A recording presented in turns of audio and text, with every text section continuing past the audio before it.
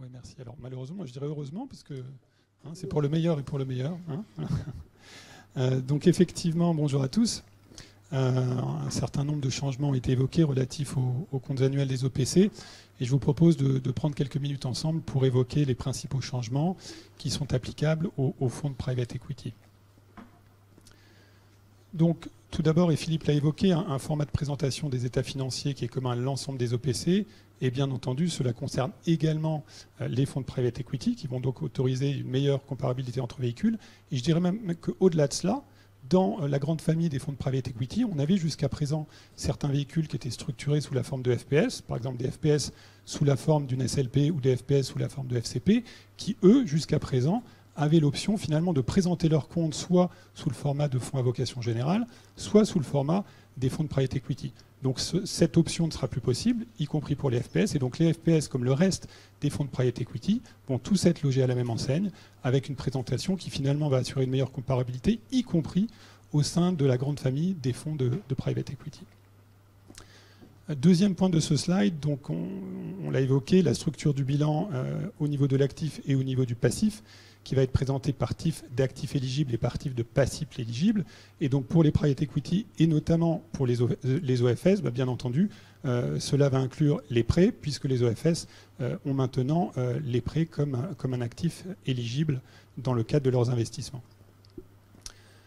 Présentation distincte au bilan des obligations convertibles et autres obligations. On l'a évoqué, ce point est particulièrement pertinent pour les fonds de private equity, puisqu'on le sait, un certain nombre et beaucoup de véhicules de la place, finalement, ont, sous une forme ou sous une autre, ont des obligations convertibles au portefeuille, notamment ce qu'on appelle, c'est une forme d'equity kicker, pour booster un petit peu la performance. Donc cet élément est tout particulièrement important pour les fonds de private equity et va notamment obliger de mettre à jour les référentiels chez les valorisateurs, chez les dépositaires, le cas échéant.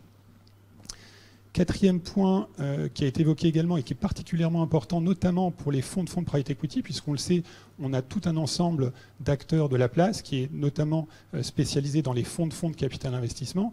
Et donc la nouvelle classification qu'on a évoquée précédemment est particulièrement importante et qui va donner plus, je dirais, apporter une simplification dans la présentation, puisqu'on avait précédemment des fonds sous-jacents qu'il fallait présenter selon fonds à vocation générale, fonds professionnels, fonds destinés à des non-professionnels, fonds des pays tiers. Donc c'était un peu difficile de s'y retrouver pour un lecteur, je dirais, non averti. Et donc effectivement, cette nouvelle présentation, notamment sur les fonds de private equity, va permettre une meilleure finalement lisibilité, même si derrière, bien entendu, ça va là aussi demander un certain nombre de mises à jour dans le référentiel, une fois de plus, chez le valorisateur et le cas échéant chez le dépositaire. Sur le point 5, Philippe l'a évoqué, je ne reviens pas dessus dans le détail, suppression de l'état de hors-bilan. À noter pour les fonds de private equity que cet état de hors-bilan, finalement, il n'était pas tellement applicable, puisque ce qui était visé sur cet état de hors-bilan, c'était surtout les engagements de marché. Et bien entendu, les fonds de private equity, en principe, n'ont pas vraiment d'engagement de marché. Donc, néanmoins, tous les engagements qui étaient les engagements de hors-bilan qui étaient applicables aux fonds de private equity, ce sont des informations qui restent requises et qui restent présentées en annexe des comptes annuels. Donc toutes les clauses particulières finalement qui affectent les investissements de private equity, que ce soit des garanties de passifs, des earn-out, etc., restent pertinentes et restent des informations à présenter en annexe malgré la suppression de cet état du hors-bilan.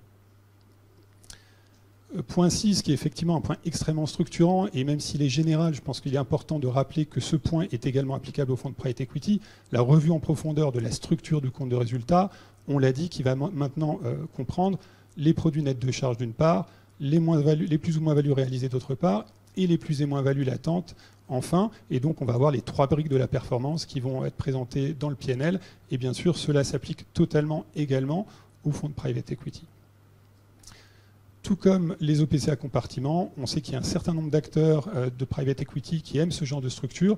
Là aussi, plus de présentation agrégée pour les fonds, pour les OPC à compartiment. Et ce point est également totalement applicable aux fonds de private equity qui sont structurés de la sorte. Le dernier point de ce slide porte en fait sur les frais de transaction. Il m'a paru important de mentionner ce point, puisque jusqu'à présent, les acteurs avaient 2 options pour la comptabilisation des frais de transaction. On sait que dans le private equity, les frais de transaction peuvent, le cas échéant, représenter un certain montant. Et donc jusqu'à présent, les frais de transaction pouvaient être enregistrés soit en frais inclus, c'est-à-dire les frais de transaction étaient inclus dans le prix de revient de l'investissement, soit en frais exclus, auquel cas ces frais de transaction étaient enregistrés dans les comptes de capitaux et étaient finalement noyés dans la masse dans les comptes de capitaux. Eh bien, à partir du nouveau plan comptable, il y a une suppression de cette option de comptabilisation frais inclus, donc ces frais de transaction ne peuvent plus être intégrés dans le prix de revient, et ils sont dorénavant enregistrés au compte de résultat, dans un compte qui est en réalité prévu à cet effet et qui se situe dans la section plus et moins value réalisée et qu'on voit finalement dans l'extrait du compte de résultat que vous voyez sur les écrans et qui s'affiche. Donc on voit une première ligne de plus et moins value réalisée et vous voyez la seconde ligne dans cette section qui a trait aux frais de transaction et donc qui sont présentés de manière distincte.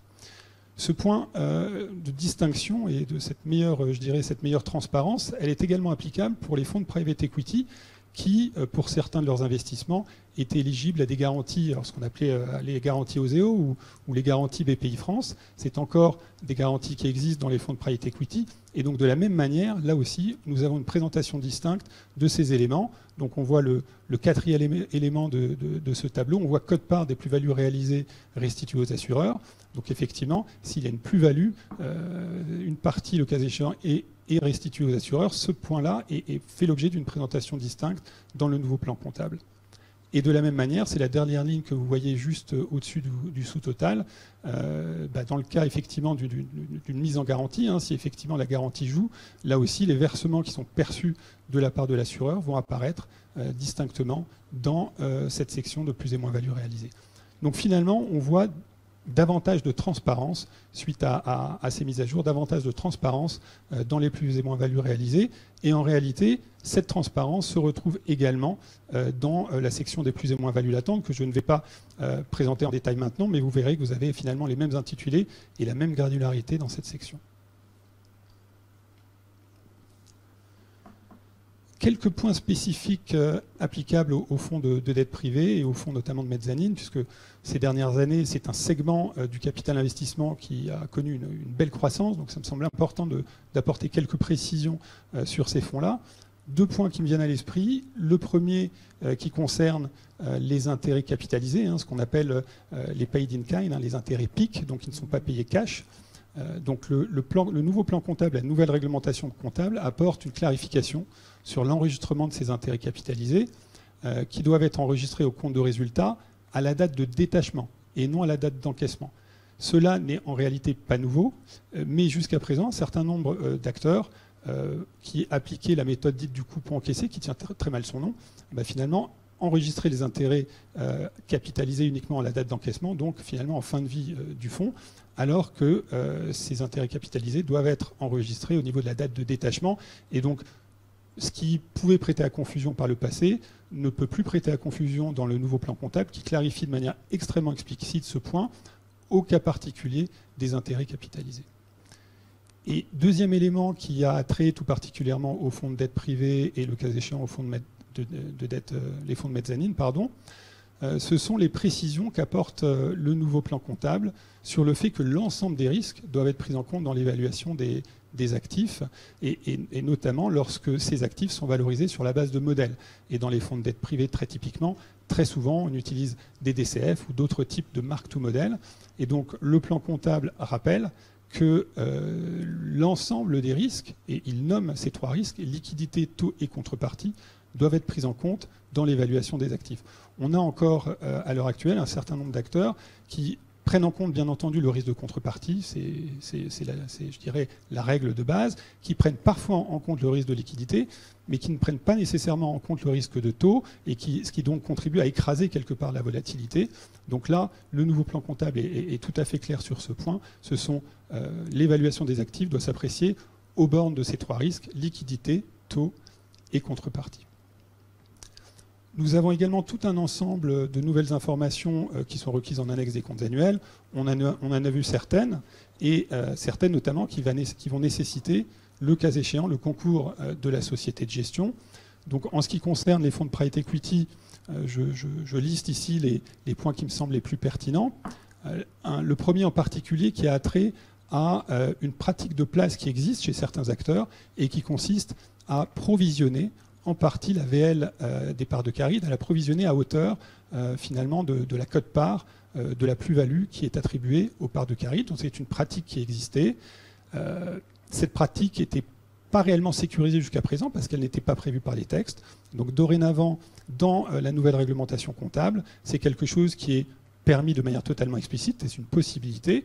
Et donc si, sous condition bien sûr que les dispositions du règlement le permettent, effectivement, une provision peut être passée sur la VL, sur la VL des parts de Caride, étant entendu que dans ce cas, l'information doit être mentionnée en annexe et elle doit être également quantifiée. C'est-à-dire que quand on applique cette provision pour boni de liquidation, l'AVL est minorée dans les comptes. Néanmoins, en annexe, on doit présenter l'AVL qui serait apparue si la provision pour boni de liquidation n'avait pas été appliquée. Donc un point qui permet de sécuriser finalement une pratique de place qui existait jusqu'à présent.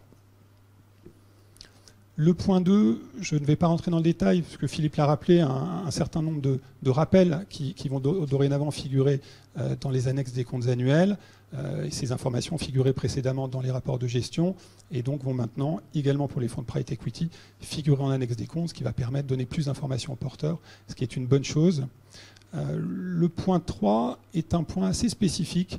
Je vous invite à parcourir le guide sur ce point particulier, puisque la réglementation comptable, la nouvelle réglementation comptable, précise qu'en cas de changement de méthode d'évaluation, la justification du changement, les modifications apportées et ses effets sur la différence d'estimation sont exposés dans l'annexe de façon détaillée. Donc ce point-là peut être un point qui est assez lourd à gérer, notamment pour les fonds de private equity, puisqu'il n'est pas peu fréquent qu'une participation en portefeuille, en fonction de sa maturité, passe d'une méthode d'évaluation qui peut être au dernier tour de table à une nouvelle méthode d'évaluation qui est le cas échéant sur base de multiples boursiers ou d'autres méthodes. Donc je vous invite à lire le guide sur cette partie-là. Le guide apporte des précisions tout à fait importantes sur son point, en particulier sur ce qui est considéré comme un changement de méthode d'évaluation. Quatrième point qui a trait aux annexes des comptes annuels et qui touche tout particulièrement les fonds de private equity, c'est un nouveau tableau d'exposition du portefeuille avec une ventilation entre d'une part les actifs de capital investissement et d'autre part les autres actifs éligibles. Et donc là, l'objet de ce tableau que vous voyez à l'écran, c'est finalement de reprendre toutes les rubriques du bilan, toutes les rubriques de l'actif, les actions, les obligations, etc., telles qu'elles apparaissent sur l'actif, et de les ventiler, vous voyez les deux colonnes du milieu, entre les actifs de capital investissement et les autres actifs. Donc ces données, ce ne sont pas nécessairement des données qui sont issues du système comptable, donc ça va nécessairement demander, je dirais, le concours de la société de gestion pour que le valorisateur puisse présenter ce tableau de ventilation.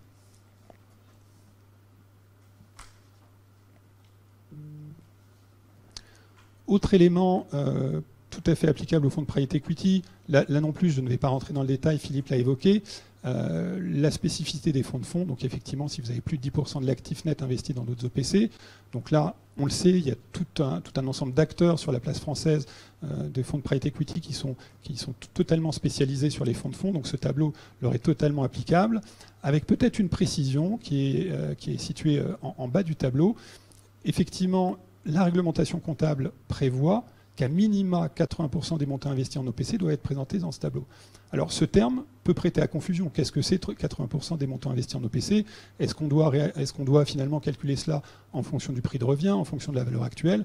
Donc ça peut prêter à confusion. Donc là aussi, le guide apporte des précisions importantes sur le fait notamment que ces 80% sont à apprécier en fonction des valeurs boursières à la date de clôture et donc à la date des comptes annuels.